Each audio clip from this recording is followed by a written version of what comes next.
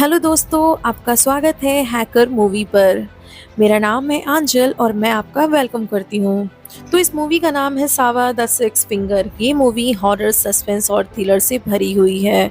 लेकिन इस मूवी की तरफ बढ़ने से पहले आपसे एक छोटी सी रिक्वेस्ट है कि अगर आपने मेरे चैनल को सब्सक्राइब नहीं किया है तो प्लीज़ सब्सक्राइब कर लीजिए और बेल आइकन ज़रूर प्रेस कर दीजिए ताकि आपको नेक्स्ट मूवी का नोटिफिकेशन आपको मिल सके। तो चलिए चलते हैं अपनी मूवी की तरफ। तो मूवी की शुरुआत होती है एक लड़की को दिखाते हुए जो अपना नाम ली ओप्पा बताती है और कहती है कि जब उसका और उसकी ट्विन सिस्टर का जन्म होता है तो पूरे गांव के सभी जानवर अचानक से मरने लगते हैं। ये देख के सभी काफ़ी हैरान थे, पर जब हमारा जन्म हुआ तो सभी ने देखा कि ली ओप्पा की ट्विन सिस्टर ने सरवाइव करने के लिए उसकी माँ के गर्भ के अंदर ही अपनी बहन का पैर खाना शुरू कर दिया था। जहाँ सभी की 5 उंगलियां होती हैं वहीं उसकी यानी कि ट्विन सिस्टर की 6 उंगलियां थी, वो भी दोनों हाथों में। ये बहुत ही ज़्यादा अजीब बात थी और गांव ने उसे ईविल कहना शुरू कर दिया। यहाँ तक कि उसके जन्म तक को भी ऑन रिकॉर्ड नहीं दिखाया गया, ना ही कहीं शो किया गया और ना ही उसका कोई नाम लेता था। सब उसे द थिंग कहकर बुलाते थे। डॉक्टर्स ने ये भी कहा था कि वो ज़्यादा दिन तक जिंदा भी नहीं रह पाएगी। खैर, वो बताती है कि उसके जन्म के कुछ दिन बाद हमारी माँ मर गई और पिता ने फांसी लगा ली और डॉक्टर ने जो भी कहा था वो सच नहीं हुआ, यानी कि वो मर जाएगी ऐसा था ही नहीं। वो आज भी जिंदा है, यानी कि ऑन रिकॉर्ड भले वो मर चुकी हो पर आज भी वो कहीं है। खैर, यहाँ से कहानी प्रेजेंट टाइम में शिफ्ट होती है यानी 2014 में और हम देखते हैं कि पूरे गांव में जहाँ ली ओप्पा रह रही होती है वहाँ पालतू जानवर मर रहे होते हैं। ये सेम वैसा ही था जैसे उसकी बहन के जन्म के दौरान हुआ था। जब पूरे गांव में ये बात फैल जाती है कि ली ओप्पा की फैमिली जब से गांव में शिफ्ट हुई है तब से ऐसा हो रहा है, तभी पूरे गांव वाले मिलकर एक फैसला लेते हैं और एक ब्लैक मैजिक करने वाली सीमेन को उस गांव में इस समस्या को सॉल्व करने के लिए बुलाया जाता है। और ये जो सीमेन होती है वो बहुत ही पावरफुल और बहुत ही प्राउडफुल लेडी होती है। जब गांव के अंदर वो सीमेन पहुंचती है तो कुछ आदमी बताते हैं कि जब से ली परिवार यहाँ पर आया है तब से गांव में ऐसी घटनाएं हो रही हैं और सभी ली के घर की तरफ जा रहे होते हैं। तभी ली अपने घर की खिड़की पर ही खड़ी होती है और वो सभी को आते हुए देख लेती है। वो तुरंत जाकर के अपने ग्रैंड पेरेंट्स को बताती हैं। तभी ग्रैंड पेरेंट्स सारे दरवाजे और विंडो बंद कर देते हैं और उन लोगों को घर के अंदर नहीं आने देते हैं। तभी इनके घर के अंदर का सीन दिखाया जाता है जो बहुत ही इंटरेस्टिंग था, क्योंकि जब ली के मम्मी पापा की डेथ हो जाती है तो इनके ग्रैंड पेरेंट्स ने इन्हें अडॉप्ट कर लिया था और ये अपने पेरेंट्स के साथ में थे। वहीं ली नॉर्मल दिख रही थी बट वो लंगड़ा कर चलती थी और जो ली की दूसरी सिस्टर थी जिसे ईवल कहा जाता था वो सीक्रेटली एक रूम में थी और ये दिखाया जाता है कि बहुत ही रहस्यमयी तरीके से उसे लॉक करके रखा गया है। वहीं ये पूरी फैमिली क्रिश्चियनिटी को फॉलो करते थे और वो भगवान से प्रे करते हैं कि जो है उनकी पोती को जल्द से जल्द ठीक कर दिया जाए। वहीं एक बात और दिखाई जाती है कि इनकी फैमिली जहाँ भी घूमने या कहीं भी घर से बाहर जाती थी तो शाम होने से पहले घर वापस आ जाती थी, वो भी उसी ईविल सिस्टर की वजह से। साथ में ये भी बताया जाता कि ये फैमिली किसी भी गाँव में ज़्यादा दिनों तक नहीं रहती थी और ये जगह बदलते रहते थे। अभी हाल ही में ये इसी गाँव में शिफ्ट हुए थे। तभी दिखाया जाता है कि जो ली होती है वो अपनी बहन को खाना देने के लिए जाती है, जो रूम के बाहर से ही खाना देती है, वो अंदर नहीं जाती है। तभी सीन में दिखाया जाता है कि उसकी बहन के साथ बहुत अजीब अजीब चीजें हो रही होती हैं, लेकिन अगर उसकी बहन को बाहर निकाला गया तो वो गांव के लिए अच्छा नहीं होगा। वैसे भी अगर वो अपने घर से बाहर गांव में निकली तो गांव वाले उसे मार देंगे, इसलिए वो अपने घर में ही रहती है। खैर, उसी रात जो सीमन होती है वो बहुत ज्यादा प्राउडफुल हो जाती है और उसे लगता है कि उसे इस इवल को भगाना ही पड़ेगा और गांव की रक्षा करनी होगी और वो बहुत ज्यादा क्यूरियस तरीके से उसे देखने के लिए चली जाती है। उसे अपनी शक्तियों पर पूरा भरोसा था। उसने प्लान बनाया था कि वह इवल की सच्चाई जानकर ही रहेगी। रात में उसी के घर पहुंच जाती है पर वहां कुछ स्ट्रीट डॉग उस पर भौंकना शुरू कर देते हैं और तभी बैकयार्ड से किसी के रोने की बहुत ही डरावनी आवाजें आ रही होती हैं और कुत्ते लगातार उस पर भौंकते रहते हैं।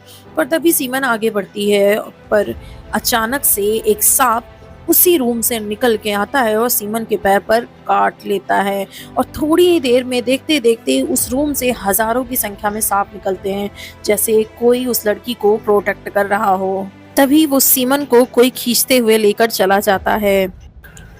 फिर सीन शिफ्ट होता है और दिखाया जाता है न्यू कैरेक्टर जिसका नाम होता है बॉस्टर बॉस।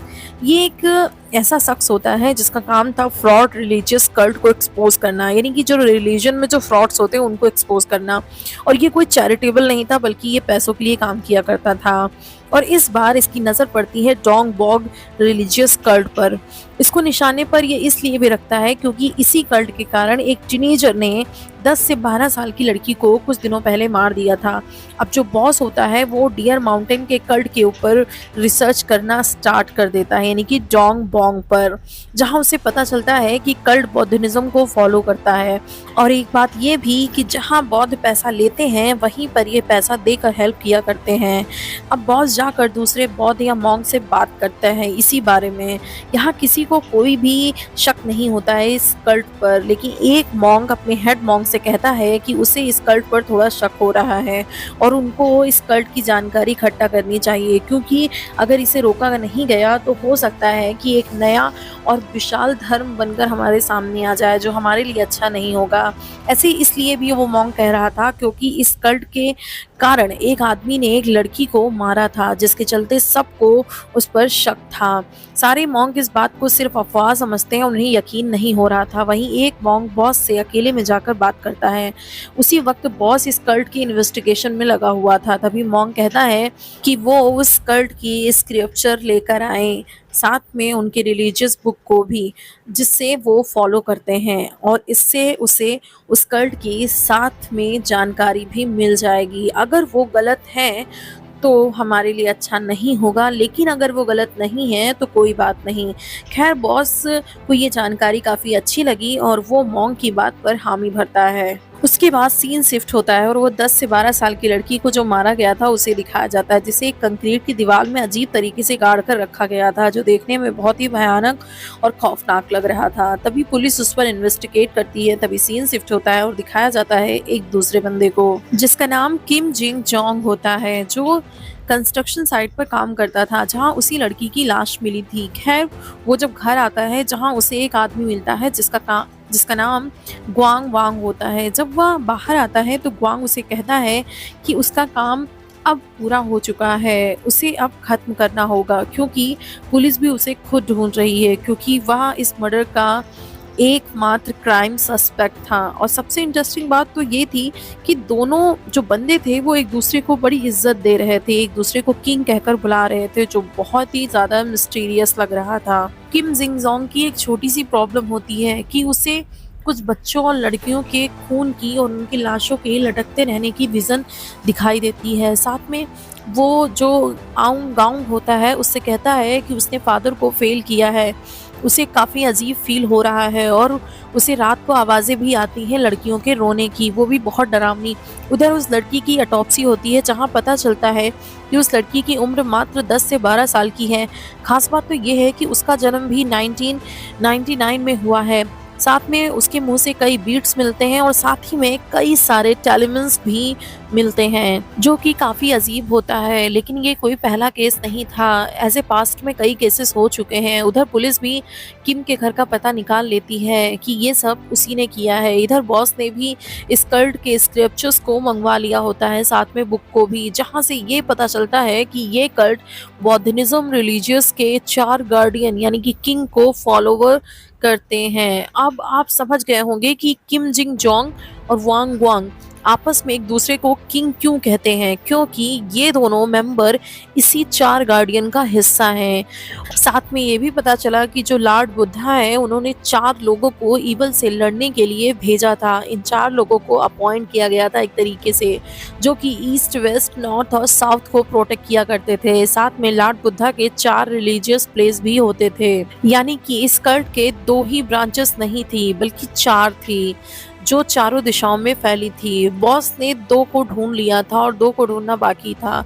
वही बॉस तीसरे ब्रांचेस तक भी पहुंच जाता है और वहां से उसको इन 4 जो गार्डियन थे उनकी तस्वीरें मिलती हैं, साथ में एक डायरी भी मिलती है। इधर पुलिस को दिखाया जाता है जो किम के घर पहुंच जाती हैं और वो किम की माँ के साथ बैठी होती हैं। वहीं पर किम का फ़ोन आता है उसकी माँ के पास। तब किम कहता है कि अब मेरा काम पूरा हो चुका है, मैं आपसे मिलूँगा स्वर्ग में। तभी ये चारों पुलिस वाले घर से बाहर जाते हैं और देखते हैं कि तब तक किम ने अपनी जान ले ली होती है। उधर इनफैक्ट हम देख पाते हैं कि गुआंग वांग को पता चल चुका था कि उसका साथी अब खुद को खत्म कर चुका है। खैर अगले सीन में हम देख पाते हैं कि जोई रिलीजियस कल्ट के ही एक ब्रांच का हेड होती है, जो गुआंग वांग को एक डॉक्यूमेंट सौंपती है। ये किसी और ने नहीं बल्कि किम जिंग जोंग ने खुद कहा था उसे देने के लिए। अब उसके अंदर ली नाम की लड़की की डिटेल निकलती है, जो अब तक हमें शुरू से एक कहानी सुना रही होती है कि उसकी एक सिस्टर है। इधर बॉस को दिखाते हैं कि उसे एक डायरी मिली थी, जो वह मॉन्ग के को दिखाने के लिए ले जाता है। किम जिंग सॉन्ग द्वारा ये डायरी लिखी गई होती है। उधर मॉन्ग बताता है कि ये डायरी नहीं बल्कि स्क्रिप्चर्स है।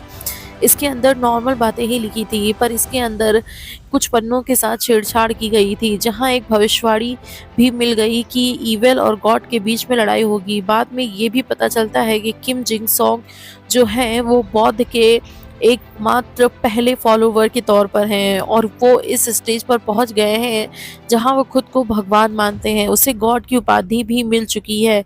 बेसिकली वो लॉर्ड बुद्धा का एक और जन्म है, जिनको मैत्रेय कहा जाता है। अब बोस को एक डिटेंशन सेंटर के बारे में पता चलता है। कुछ साइंस और रिसर्च करने से पता चला कि किम जी सोक ने 4 बच्चों को इसी सेंटर से अडॉप्ट किया था, जो अपने ही पिता को मारकर इस सेंटर में आए थे, जिसे किम जी सोक रिलीजियस चाइल्ड बनाना चाहते थे। अब ये 4 बच्चे थे कौन?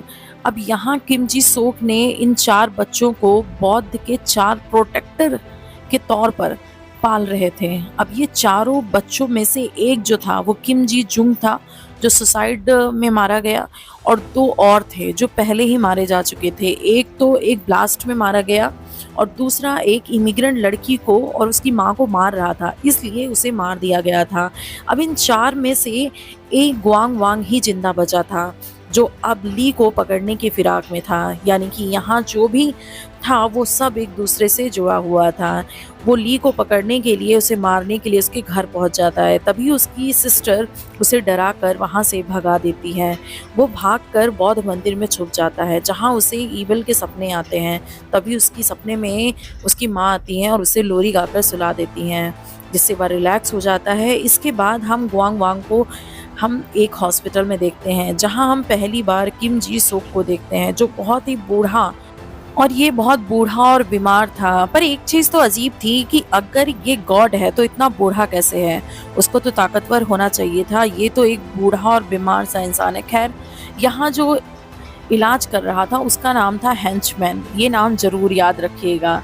किम को बचाने के लिए हेंचमैन कहता है कि स्नेक को मारना होगा। स्नेक मतलब कि ली की सिस्टर, जिसे ये स्नेक कह रहे थे, ताकि दुनिया में लाइट हमेशा रहे और अंधेरा कभी ना आए। अभी आपको यहाँ बहुत सारे डाउट होंगे, आई नो। तो जो मॉन्ग थे उन्होंने किम के सामने एक भविष्यवाणी करी थी, जो कि उस किताब के अंदर भी थी, यानी कि रिलीजियस कल्ट के बैक साइड पर, जहाँ पर ये मेंशन किया गया था कि किम को मारने के लिए कोई ना कोई जरूर आएगा। ऐसा क्यों था ये तो हमें अभी समझ नहीं आ रहा है, पर कुछ ही मिनट में अभी समझने वाले हैं। ली की बहन किम के बीच में कोई ना कोई जरूर कनेक्शन है, और यहाँ जो स्नेक है उसको ली की बहन बताया जा रहा है और लाइट को किम से कंपेयर किया जा रहा है। और इसलिए किम को बचाने के लिए गुआंग वांग को, ली को और उसकी बहन को मारना होगा। एनीवे, हम अब देख पाते हैं कि बॉस अब गुआंग का पीछा करते करते उसी डॉक्यूमेंट तक पहुंच जाता है, यानी कि वो डॉक्यूमेंट जो जोई ने गुआंग को दिया था, जिसमें ली की डिटेल थी। और गुआंग वांग से बॉस जब वहां पहुंचता है तो वो डॉक्यूमेंट्स ले लेता है और उसमें ली की फोटोज भी देख लेता है। लेकिन तभी गुआंग वांग आता है और बॉस पर अटैक कर देता है। बॉस जब तक खुद को संभालते तब तक गुआंग वांग उन सभी डॉक्यूमेंट को लेकर वहां से वापस भाग जाता है। एनीवे, अब बॉस को पता चलता है कि क्रिसमस के लिए एक तिब्बतियन मॉन्क आने वाले हैं, जो बहुत ज़्यादा फेमस हैं और बहुत ही सालों से मॉन्क हैं, और जो किम को जानते भी हैं। बॉस उनसे मिलता है और किम की जानकारी मांगता है। तो मॉन्क जैसे ही किम का नाम सुनते हैं वो हैरान रह जाते हैं, क्योंकि बहुत अरसे बाद उन्होंने किम का नाम सुना था। तो मॉन्क कहते हैं कि वो इमोर्टल है, यानी कि वो कभी नहीं मर सकता, और वहीं लॉर्ड बुद्धा का अवतार भी है।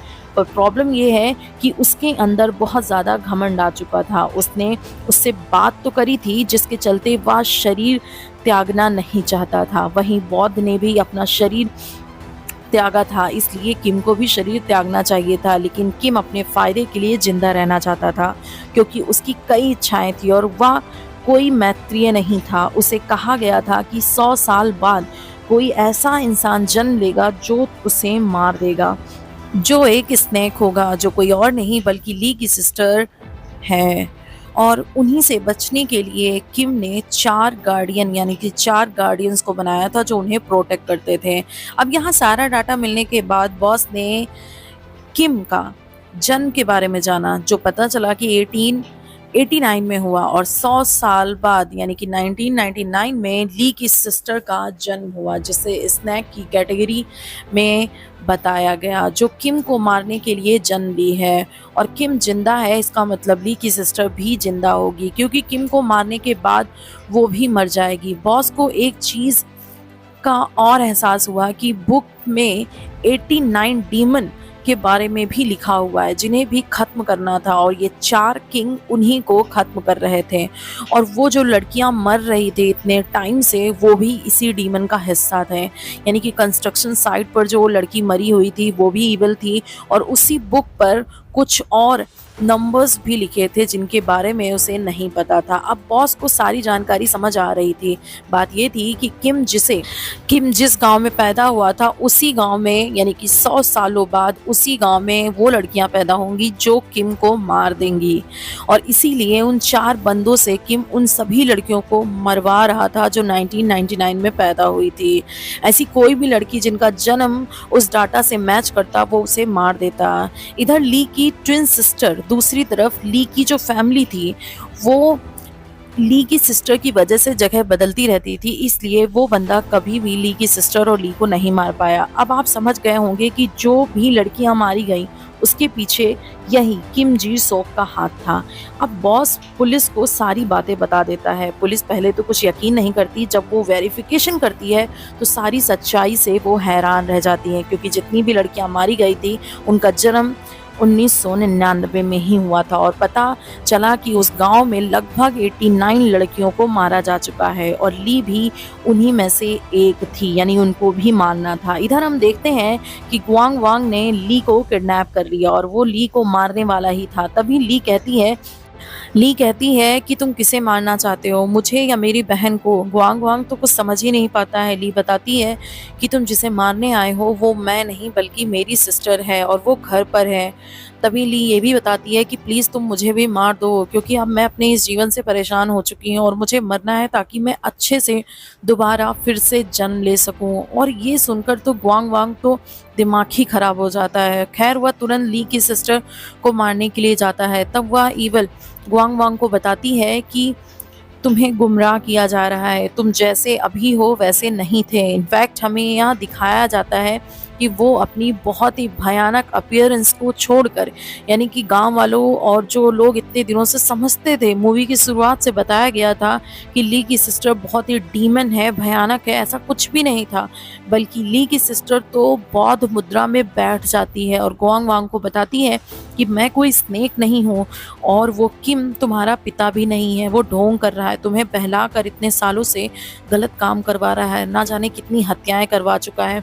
और जो ऑफिशियल या अवतार होगा उसकी 6 फिंगर होंगी, यानी कि असली गॉड कोई और नहीं बल्कि ली की सिस्टर ही है। वो कोई ईवल नहीं है बल्कि वो थी प्रॉपर बुद्ध का अवतार। इनफैक्ट वो ये भी बताती है कि जब वो सपने में परेशान हो जाता है तो जो गाना उसकी माँ गाती है वो कोई और नहीं बल्कि मैं खुद हूँ, क्योंकि वो जानती थी कि तुम गलत नहीं हो, ये बल्कि तुमको गुमराह किया गया था। इन सब लड़कों को जो बुरे सपने आते थे उन्हीं लड़कियों के थे जिन्हें ये मार चुके थे। मतलब कि किम ने धर्म को बिल्कुल उलट पुलट कर रखा था अपने सेल्फिश होने के कारण। अब ली की सिस्टर समझाती है कि उसे जो करना है वो अपने मन से करना होगा। तभी गुआंग वांग जाता है और उसी बीमार इंसान के पास जिसकी उंगलियां देखता है, जिसकी सिर्फ 5 ही फिंगर थी, इसका मतलब किम वो था ही नहीं। तभी हेंचमैन आ जाता है, गुआंग वांग पर फायरिंग कर देता है और बॉस ये सब खड़े होकर देख रहा होता है और हेंचमैन खुद जाता है ली की सिस्टर को मारने के लिए। तभी बॉस गुआंग वांग के साथ उसे रोकने की कोशिश करता है और गुआंग वांग उसे एक गाड़ी से ठोक देता है, पर उसे कुछ होता ही नहीं और कार पलट जाती है और कार का सारा ऑयल फैल जाता है। यहाँ पर ये बात रिवील हो जाती है कि एक्चुअल में जो किम है वो हेंचमैन ही था, और जो हेंचमैन था वो सब किम से करवा रहा था और खुद सामने नहीं आता था ताकि कोई भी उस पर शक ना कर सके और वो हमेशा अमर रहे। दूसरी चीज़, जब और जितनी भी 89 लड़कियां मारी गई उसके पीछे हेंचमैन का ही हाथ था ताकि उसे कभी कोई नहीं मार सके और वो हमेशा अमर रहे। यही हेंचमैन ने जब गोली मार दी होती है गुआंग वांग को और बॉस खड़ा वहां से देख लेता है, बॉस गुआंग वांग को तुरंत पकड़ता है और उससे सारी बातें भी बता देता है। गुआंग वांग अब सब कुछ समझ चुका था, इसीलिए गुआंग वांग तुरंत हेंचमैन पर अटैक करने की कोशिश करता है और हेंचमैन पर एक कार से टक्कर ही मार देता है। लेकिन हेंचमैन को तो कुछ होता ही नहीं, वो वैसे का वैसा ही रहता है जैसे उस पर कुछ अटैक हुआ ही ना हो।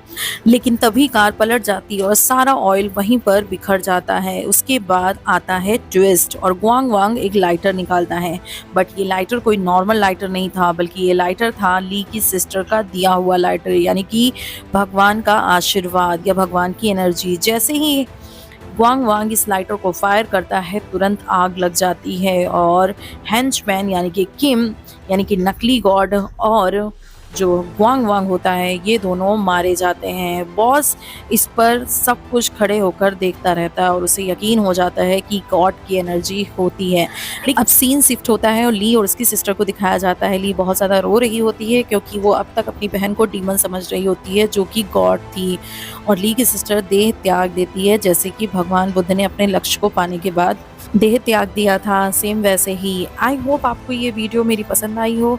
अगर मेरा एक्सप्लेनेशन आपको अच्छा लगा हो तो वीडियो को लाइक करें, शेयर करें और कमेंट बॉक्स में अपनी राय ज़रूर दें कि आपको ये मूवी कैसे लगी, मेरा एक्सप्लेनेशन कैसा लगे। अगर हाँ कोई कमी लगी हो तो वो ज़रूर बताएं ताकि मैं बहुत अच्छे से उसे इम्प्रूव कर सकूँ। Thank you so much.